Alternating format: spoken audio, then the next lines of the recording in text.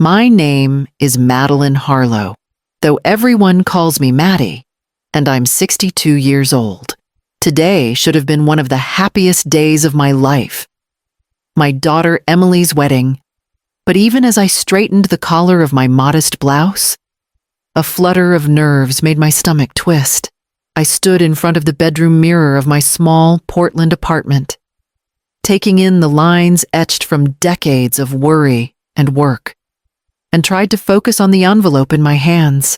Inside was a gift, simple but meaningful, carefully wrapped and sealed with hope. I ran a hand over the thick cream paper, imagining the moment Emily would take it. My heart raced at the thought of her smiling, maybe hugging me, maybe finally acknowledging every quiet sacrifice I'd made over the years. Raising her alone after her father passed had been exhausting long shifts. Empty wallets, nights spent patching scraped knees or calming tears I couldn't fix. I had poured everything into her future, believing love could make up for what money could not. A flash of memory hit me. Emily at 5, clutching my hand on our first day of kindergarten, eyes wide with wonder, trusting me completely. I had promised her the world then, with whatever scraps life offered. Now, decades later, the world she wanted seemed so far out of reach, glittering with luxury and expectation I couldn't touch. Still, I had to show up. I rehearsed my words under my breath, a small blessing, a reminder of my love, a hope that she would see me as her mother, not just someone who'd raised her. Taking a deep breath, I tucked the envelope into my purse, adjusted my worn coat, and stepped toward the door. Portland's morning air smelled faintly of rain and asphalt, crisp against my cheeks. Today, every step I took carried the weight of 40 years of devotion, and I knew the moment I arrived, nothing would ever feel ordinary again. The winding road up to West Hills felt almost surreal, lined with towering Douglas firs and sprawling estates that seemed to glimmer in the morning sun. As I pulled into the circular driveway of Emily's new home, a sleek black SUV rolled past me, its windows tinted so dark I couldn't see inside. The house itself was a modern marvel, floor-to-ceiling windows, steel accents, and perfectly trimmed hedges shaped like geometric art. A bronze sculpture of a mother and child caught my eye near the entrance, and I felt a pang of envy and nostalgia all at once. Emily opened the door before I could knock, her hair in a loose braid, sparkling eyes wide with excitement. "Mom, you made it!" she exclaimed, gesturing me inside. The air smelled faintly of fresh flowers, and everywhere I looked, there were wedding magazines laid out like precious artifacts, glossy pages of grand ballrooms, cascading florals, and dresses that looked like they belonged in a fashion museum. I followed her into the living room, my eyes catching on furniture that gleamed as if polished daily, and a coffee table so clear I could see my reflection in it. She handed me a brochure, her enthusiasm unstoppable. "Look at this venue. The flowers alone are $8,000, and the photographer is $5,000. The dress I've chosen, $3,500, and that's just the beginning. The caterer wants $12,000 for hors d'oeuvres, and don't get me started on the cake." I nodded, forcing a smile, tucking the envelope deeper into my purse. My heart tightened. My savings, everything I had managed to put aside over decades, was a fraction of these costs. Southeast Portland, my little home, modest, warm, filled with memories of scraped knees and late-night homework sessions, felt a world away. I realized that love, dedication, and sacrifice had never measured up in dollars or designer finishes. Emily flitted about, arranging brochures and swatches across the glossy table, her excitement palpable. I took a slow breath, feeling both pride and apprehension settle in my chest as the reality of this world, her world, took shape before me. Chapter 3. The Crushing Words. Emily spun around with a flourish, magazine pages fluttering in her hands, and grinned at me like she had something to announce. Mom, look, this is the cake I want: 3 tiers, edible flowers, hand-painted gold accents. Isn't it perfect? Her excitement filled the room, light and airy, while I struggled to anchor myself in the shiny, alien space. I smiled faintly, nodding, but my thoughts were elsewhere, counting pennies in my head and rehearsing the small blessing I'd tucked into the envelope. Before I could even speak, her mother-in-law, Denise, entered carrying a tray of mimosas.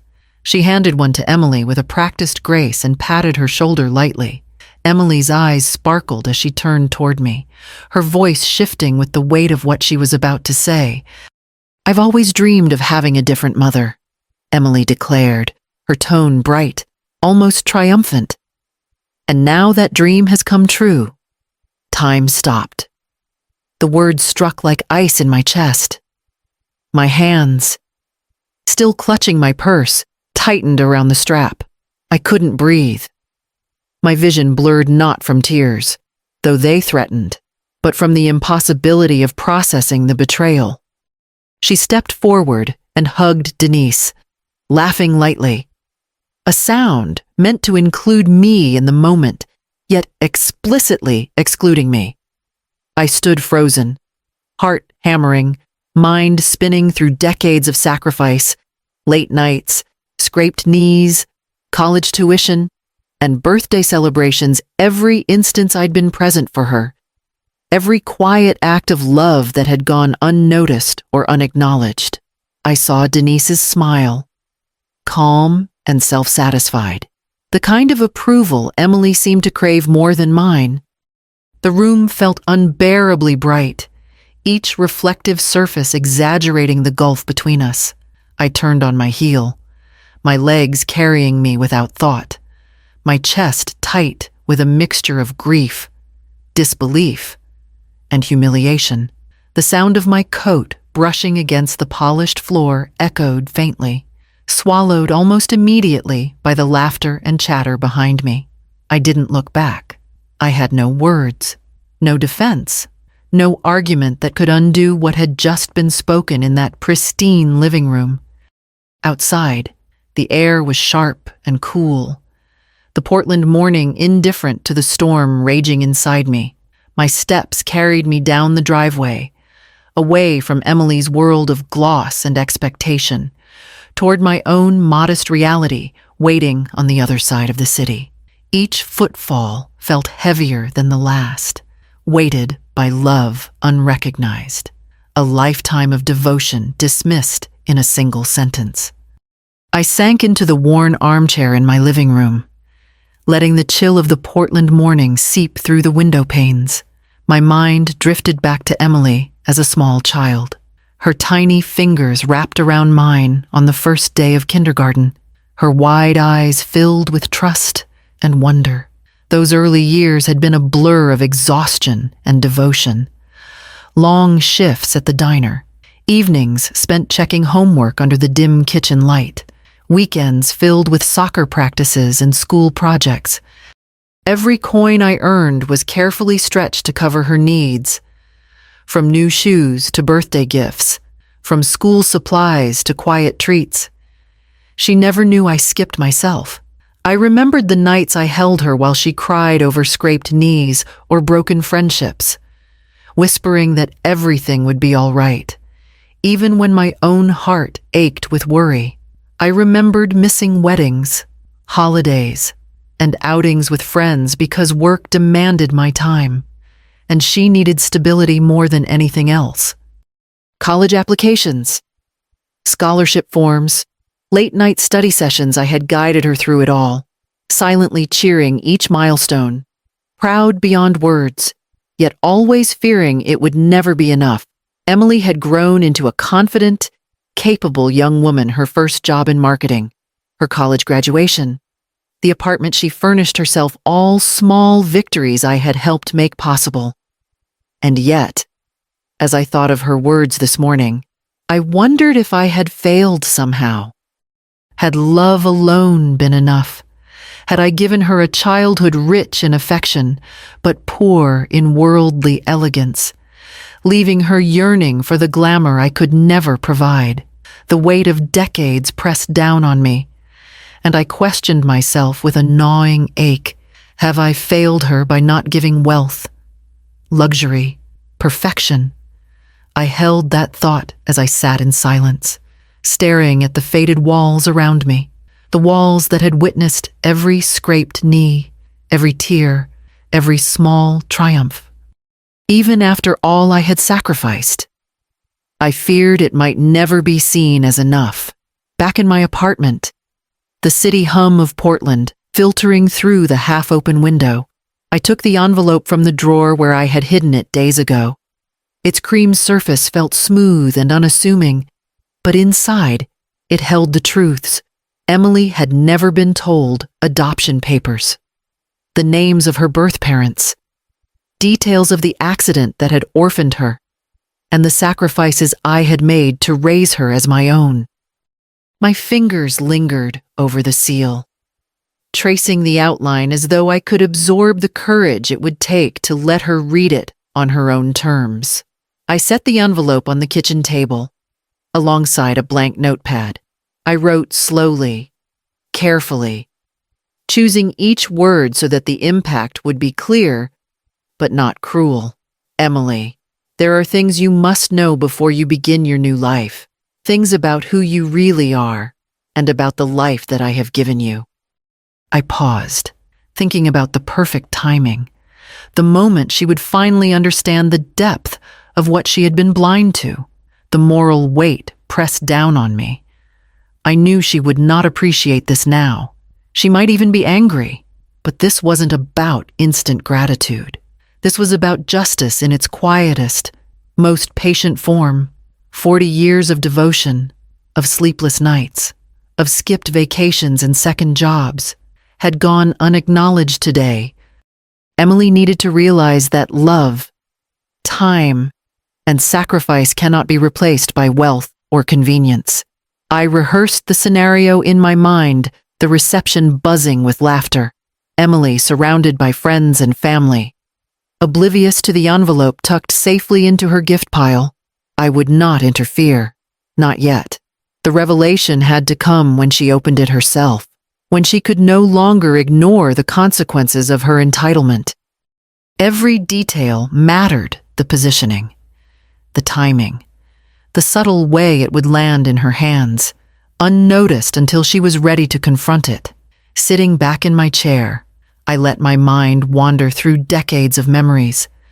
The nights Emily had clutched me through thunderstorms, the early mornings I spent making breakfast before work, the endless paperwork, tuition bills, and doctor visits I had navigated alone. Each memory was a brick in the foundation of what she had taken for granted. And now, with this envelope, she would finally see that the cost of disregard and arrogance was far greater than she imagined. I sealed the envelope with deliberate care, pressing the flap firmly so it could not be opened prematurely. As I stood and placed it in my bag, I felt a quiet surge of control and resolve. For the first time that day, I was not at the mercy of Emily's whims. For the first time, I had a measure of agency in a world that had made me invisible in my own daughter's life. The envelope waited, patient and unassuming. And when Emily finally opened it, she would learn what it truly meant to have the love of a mother who had given everything, and the weight of a lesson she could not ignore. By the time the reception hall was filled with the soft hum of chatter and clinking glasses, I had taken a seat at the edge of the room, my envelope tucked safely in my purse. Emily flitted around like a butterfly, laughing with her bridesmaids, touching up the floral arrangements, and marveling over the linens and table settings. Everything gleamed under the crystal chandeliers. White roses cascading from towering vases, silver flatware that caught the light like mirrors, candles flickering in perfect symmetry. I watched her lean against Denise, her mother-in-law, whispering and laughing, and a sinking feeling settled in my chest. Every compliment, every word of approval seemed to flow through Denise first, as if I were invisible.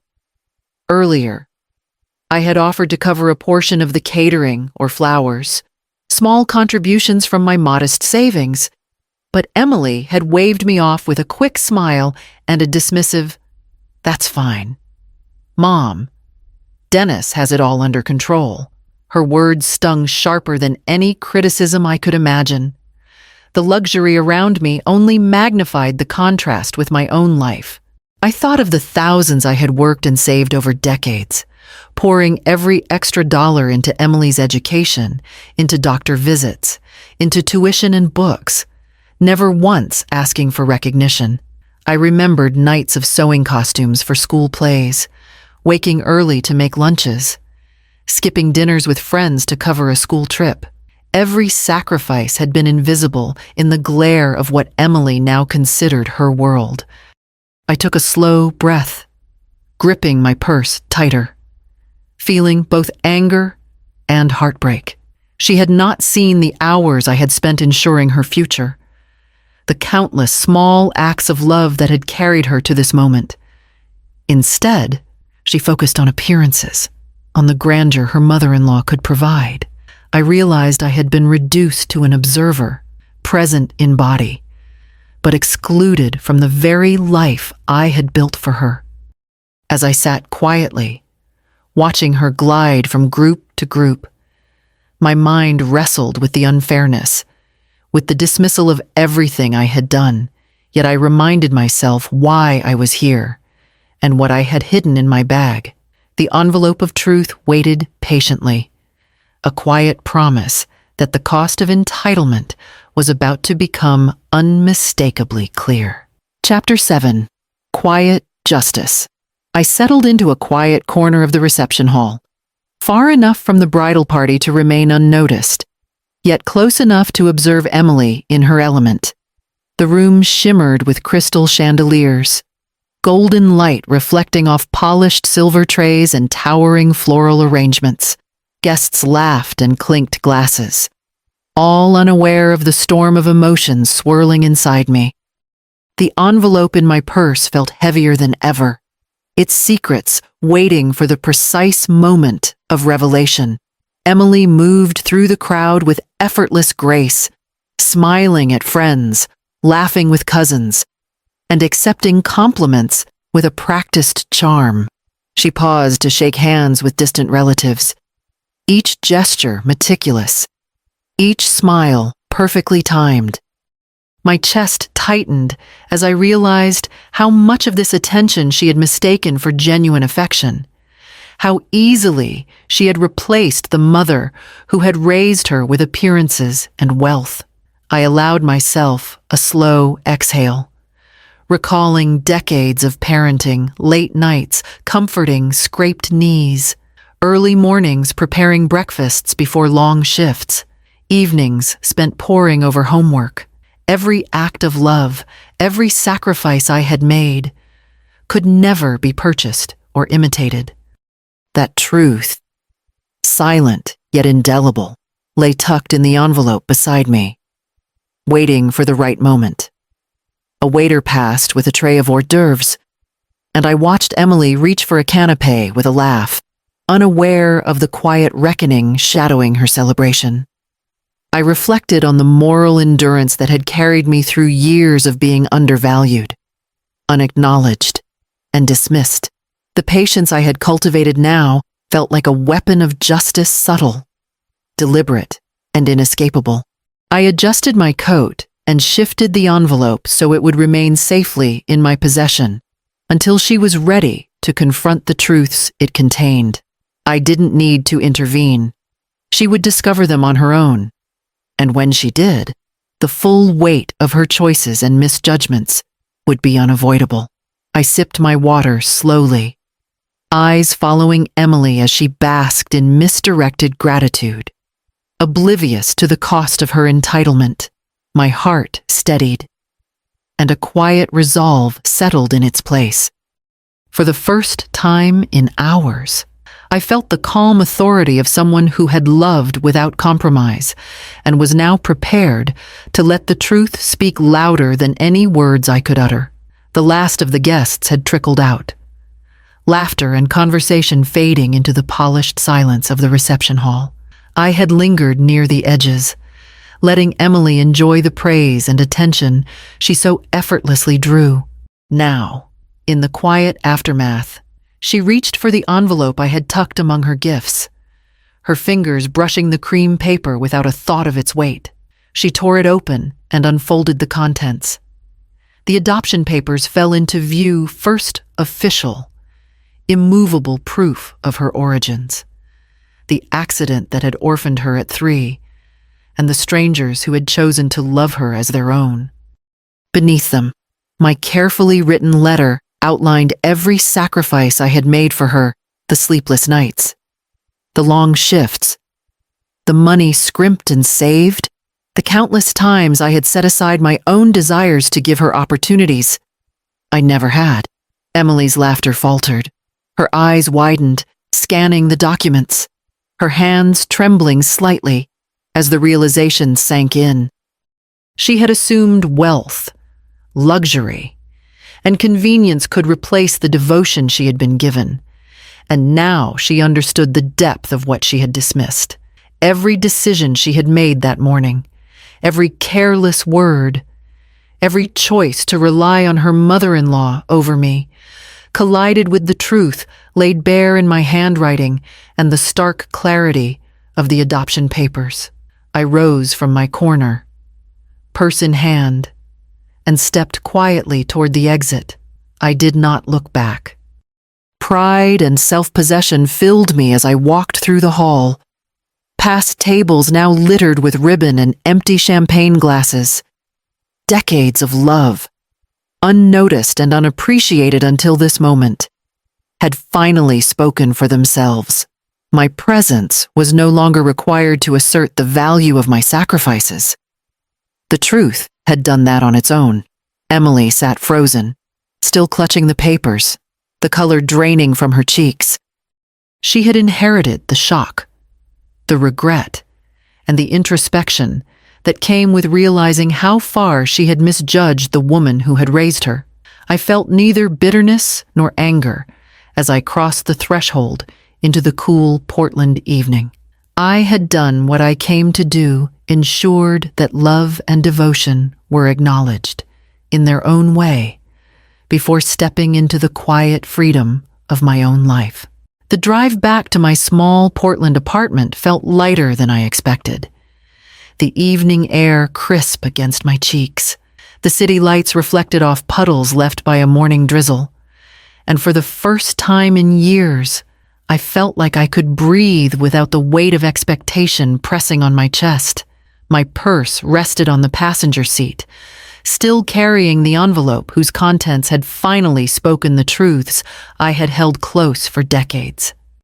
Inside, the apartment welcomed me with the quiet familiarity of home. I flicked on the lamp by the window, the same one that had witnessed countless late-night homework sessions and whispered bedtime reassurances.